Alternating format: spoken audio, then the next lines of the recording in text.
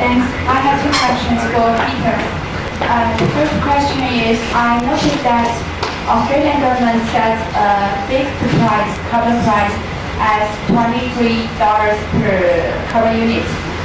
How does this price come out?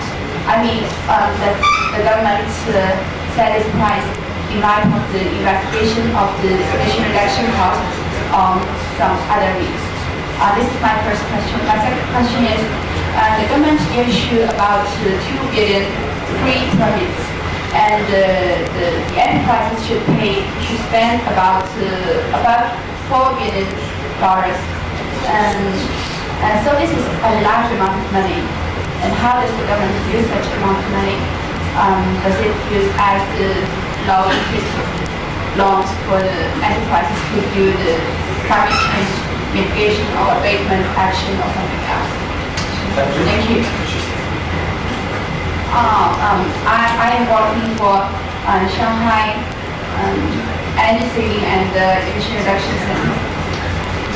Thank you very much for your question, and I think it's an important organisation that you're working for in Shanghai. Up to the first question, how did the Australian government set the $23 a tonne in the first year of the fixed price period? Probably through 3 different mechanisms. One was to look at what was the international carbon price at the time, and we're going back 2 or 3 years now before that, in those discussions, in that evaluation before the carbon price was set. Secondly, the Australian Treasury did modelling, and their modelling was what would be the effective cost of abatement at the time. So there was some internal National Treasury modelling. And the third thing, it was business lobbying. And lobbying was business associations saying it should be $5 or $10 a tonne, and the Greens, who had the balance of power in the Senate, were saying it should be $40 a tonne. The magic number of 23 came up, and there was no great science behind it.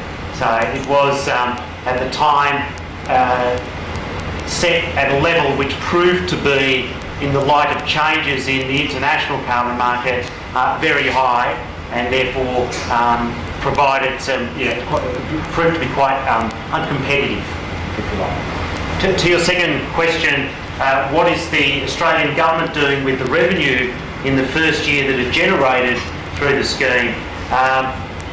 Unfortunately, instead of designing that those funds were put back into clean energy and innovation and technology initiatives that could actually help stimulate, a lot of the money has actually gone to compensating households for the expected price increase that would flow through to electricity prices.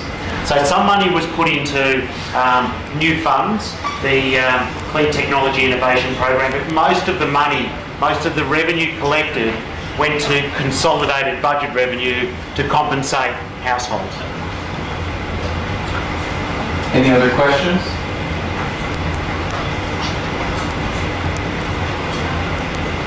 Anybody? Okay, no problem. Thank you both, Peter and Ziyuan.